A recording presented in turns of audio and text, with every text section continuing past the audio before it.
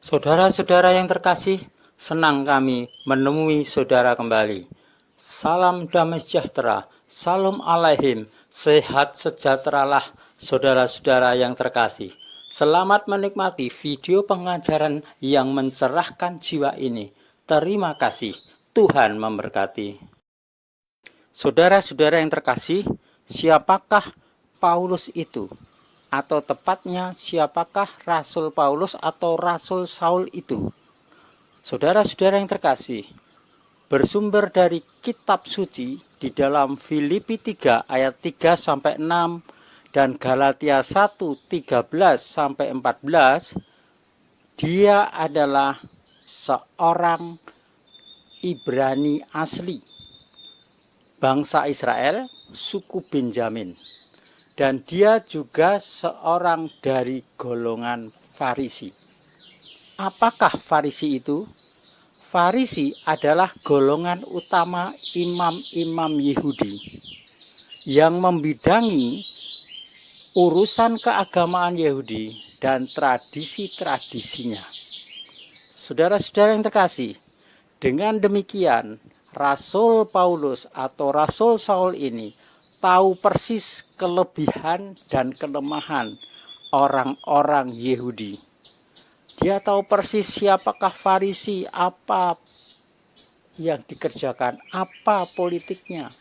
Oleh sebab itu saudara-saudara, di dalam ayat tersebut Rasul Paulus menyatakan bahwa dia itu adalah ditugasi dari golongan Farisi ini sebagai penggiat tradisi-tradisi leluhur atau tradisi Yahudi. Dan dia memandang bahwa para pengikut dari Sang Mesias yang ada saat itu, yang disebut pengikut Tuhan atau jemaat Tuhan, jemaat Elohim, dia berusaha bersama pasukannya untuk mengejar-ngejar orang-orang atau jemaat Elohim ini yang mengikuti jejak Sang Mesias yang disebut Tuhannya atau gurunya untuk dianiaya, dimasukkan penjara, bahkan dia berusaha untuk membunuhnya. Itu sebelum Rasul Paulus ini bertobat dan ketemu dengan apa yang disebut kebenaran yang sesungguhnya. Nah, saudara-saudara, setelah bertobat, dia berjumpa dengan Tuhan sendiri, kemudian dibaptis air, baptis Roh Kudus, dia penuh Roh Kudus. Dia menyatakan, saudara-saudara, siapakah dirinya itu setelah bertobat, setelah melayani sebagai rasul-rasul Tuhan. Di dalam kitab suci Filipi 3 ayat 3, dia menyatakan, saudara-saudara, dia itu orang bersunat yang beribadah kepada Elohim atau kepada Tuhan dalam roh. Nah, ini saudara-saudara, dia menyatakan dirinya itu orang bersunat. Memang di dalam kitab suci disebutkan bahwa Rasul Saul atau Paulus ini disunat pada umur 8 hari seperti Sang Mesias. Berarti apa? Rasul Saul ini betul-betul orang yang taat kepada Torah. Kemudian dia katakan tadi, beribadah kepada Elohim atau Tuhan Sang Pencipta langit dan bumi dalam roh. Roh itu adalah Roh Kudus, atau dia mengikuti petunjuk atau ketetapan dari Sang Mesias sendiri. Di dalam kitab Yohanan 4 ayat 24-25 itu menyatakan bahwa Bapa yang di surga adalah roh adanya. Dia mencari penyembah-penyembah yang benar. Penyembah yang benar itu yang bagaimana? Di dalam Nats disebutkan, yaitu orang-orang yang menyembah Bapa di dalam roh dan kebenaran. Oleh karena itu, Rasul Saul atau Rasul Paulus ini menyatakan, kita orang bersunat yang beribadah kepada Elohim dalam roh.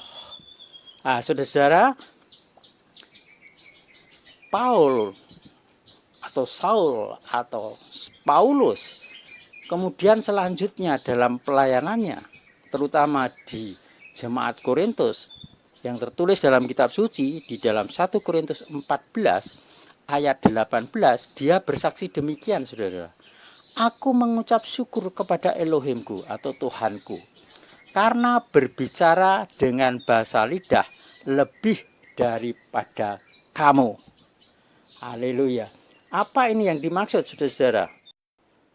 Ketika Paulus menyatakan seperti itu di hadapan jemaat Korintus, itu menunjukkan bahwa jemaat Korintus atau semua jemaat yang dilayani oleh Rasul Paulus ini semua berbicara dalam bahasa lidah, atau semua berdoa dengan bahasa lidah, atau orang nyebut juga bahasa roh.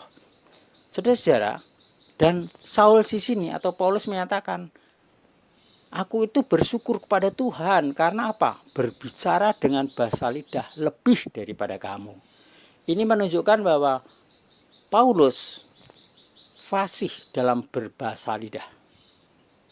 Karena apa, saudara? Dia penuh dengan Roh Kudus.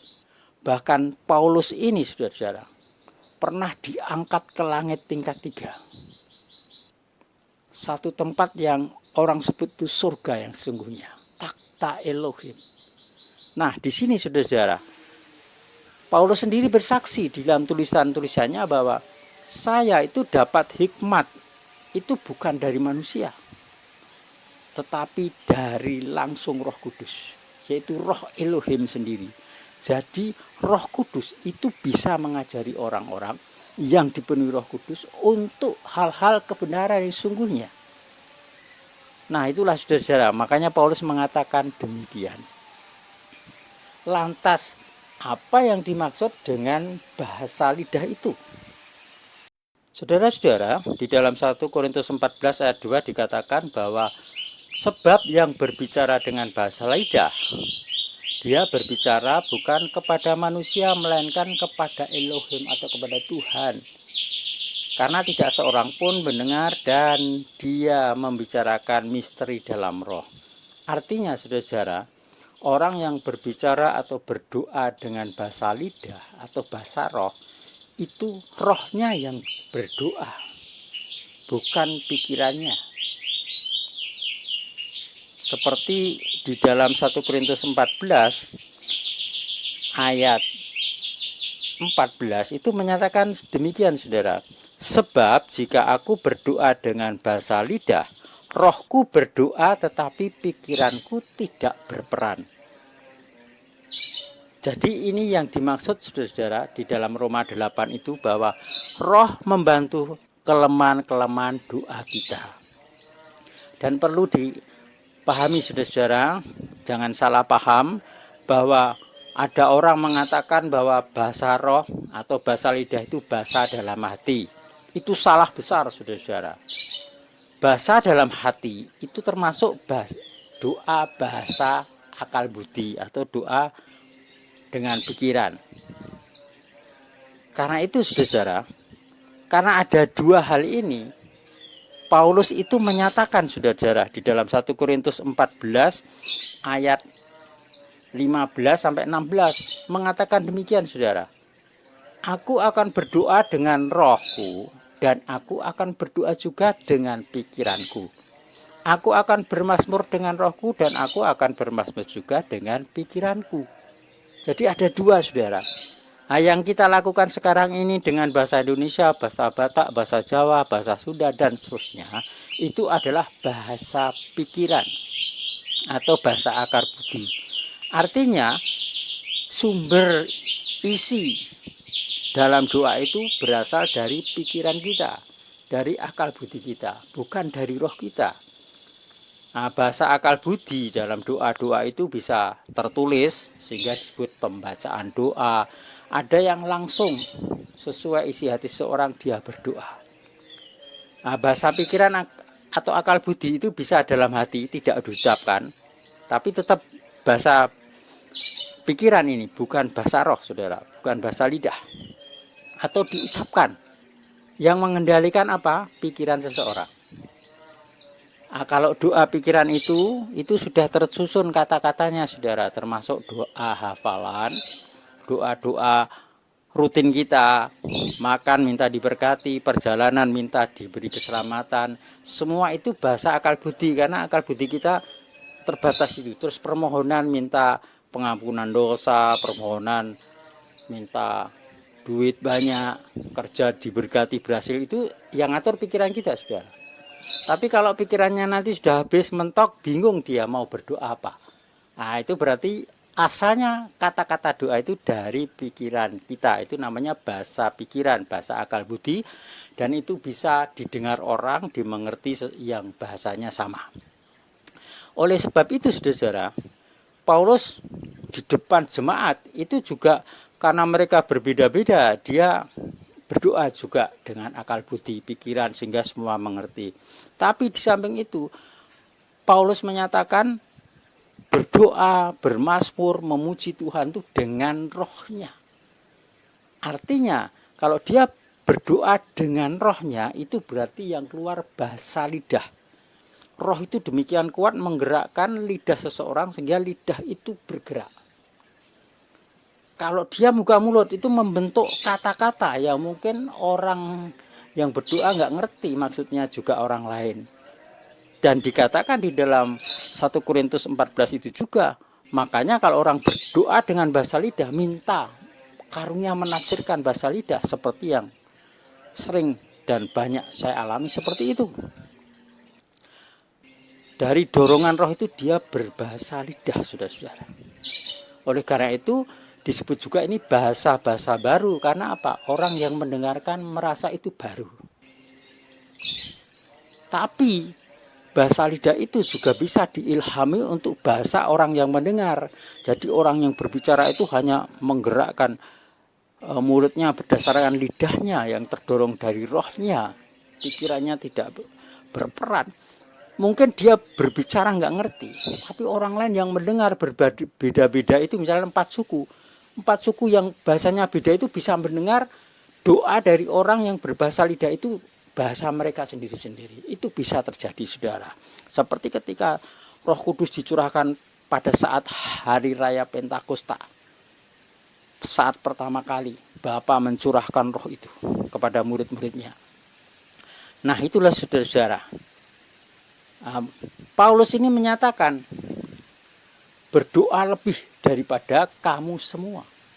Berarti apa? Paulus ini setelah dikaruniai Roh Kudus, dia juga dikaruniai bahasa lidah. Dia melatih bahasa lidah itu terus-menerus untuk bermazmur, untuk memuji, untuk berdoa. Sehingga apa? Bahasa rohnya itu tidak monoton, saudara. Dan bahasa rohnya itu bagus, bisa dikembangkan. Semua bahasa kalau dilatih bisa, saudara. Jadi yang melatih itu kita sendiri, karena kita yang sudah dikaruniai, saudara. Tinggal kita melatih. Nah, jadi dari bahasa lidah itu bisa dibuat nyanyian, mazmur, kata-kata seperti nubuatan bisa, saudara. Kalau kita mau berlatih. Jadi tidak monoton lama terus sehingga banyak orang mengkritik bahasa roh kok cuma sandal lama itu. Nah, itu adalah yang kritik juga salah. Yang berdoa bahasa roh itu sudah benar, mungkin kata-katanya itu saja seperti anak kecil. Kalau nggak dilatih banyak bahasa itu juga itu terus, tapi punya makna bagi anak itu. Jadi inilah saudara-saudara. Dan doa yang berasal dari roh yaitu bahasa lidah itu sama saja orang itu membangun dirinya. Seperti di dalam 1 Korintus 14 ayat 3. Orang yang berdoa dengan bahasa roh atau bahasa lidah itu membangun dirinya. Membangun apanya, saudara? Kerohanian orang itu, imannya, pengharapannya, kasihnya.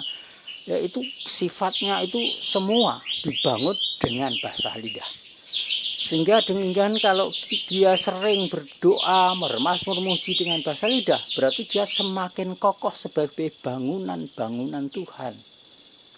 Dan bisa menjadi berkat, bisa mengerti kehendak Tuhan, apa yang harus dilakukannya, saudara. Kalau sering dengan bahasa lidah, dan ingat, orang yang berbahasa lidah harus mengucapkan, melakukan dengan iman, bukan ikut-ikutan, bukan ragu-ragu, saudara. Dan itu ada kuasanya. Karena itu kalau orang-orang berkumpul semua dengan latar belakang suku bahasa, ya prinsip yang berbeda-beda, semua berbahasa lidah. Yang terjadi apa saudara? Kebanyakan orang secara fakta mengalami yang namanya merasakan hadirat Tuhan, hadirat Bapa nyata. Kemudian banyak yang dibukakan, hal-hal yang tersembunyi, kebenaran-kebenaran yang tertutup dibukakan. Bahkan terjadi mujizat kesembuhan, kelepasan. Semua itu terjadi karena semua berdoa dengan bahasa yang sama, bahasa lidah. Dan orang yang berbahasa lidah itu berdoa bukan kepada manusia, berbicara bukan kepada manusia, tetapi kepada Bapa yang di surga. Haleluya, luar biasa saudara-saudara. Oleh karena itu, kalau saudara dikaruniai bahasa lidah, teruskan berdoa, latih terus setiap saat. Saudara semakin kuat imannya, semakin perkasa di dalam Tuhan, dan saudara akan dibukakan, disingkapkan hal-hal yang rahasia seperti firman Tuhan tadi. Oleh sebab itu saudara-saudara, kalau Paulus mengatakan lebih daripada semua, sungguh-sungguh Paulus mempraktekkan dalam jemaat. Ya, untuk bermazmur, untuk memuji, untuk berdoa. Kita pun perlu mengikuti Paulus ini saudara-saudara. Oleh sebab itu Paulus menyatakan untuk karunia rohani itu, dambakanlah karunia rohani, salah satunya bahasa lidah. Kemudian di dalam 1 Korintus 14 ayat 39 itu mengatakan, karena itu hai saudara-saudara, dambakanlah untuk bernubuat dan untuk berbicara dengan bahasa lidah, janganlah melarangnya. Jadi saudara-saudara, kalau saudara berbahasa lidah, teruslah lakukan. Kalau ada orang melarang, terus lakukan, karena saudara yang berbahasa lidah melakukan kehendak Bapa. Kalau orang melarang orang berbahasa lidah, itu melanggar firman Tuhan. Nah, sekarang saudara-saudara, kalau ada jemaat atau gereja menyatakan orang yang berbahasa lidah itu sesat, berarti mengatakan Rasul Paulus itu sesat.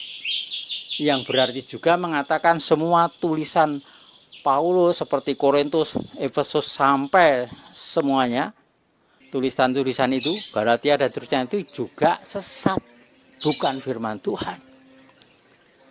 Karena apa saudara? Saulus sendiri atau Paulus sendiri berbicara dengan bahasa lidah lebih daripada jemaat saat itu.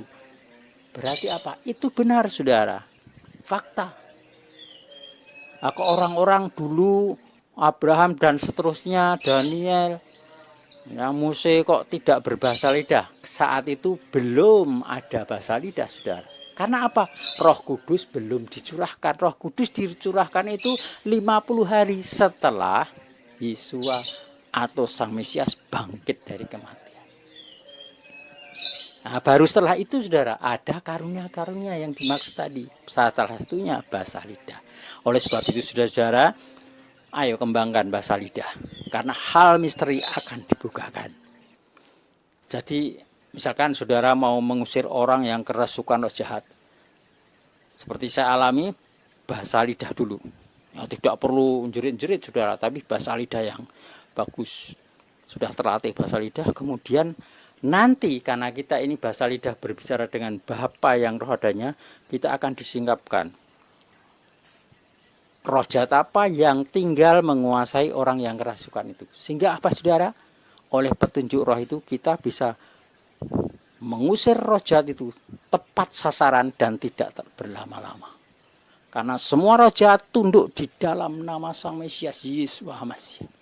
Oleh sebab itu saudara, bersyukurlah, kembangkan terus karunia yang saudara terima dari Roh Kudus. Baik orang yang menyembah nama Yahweh, baik orang yang belum, teruslah berbahasa lidah. Saatnya saudara akan ketemu yang sebenarnya. Kalau saudara sudah meningkat kepada yang benar, jangan mau mundur. Teruslah berkembang saudara-saudara. Dan demi nama Yesus Masiah, saudara dibuat semakin melekat dengan karunia-karunia rohani yang dari Roh Kudus. Tuhan semesta alam menganugerahi Bapa yang memberkati di dalam nama Yesus Masiah. Amin.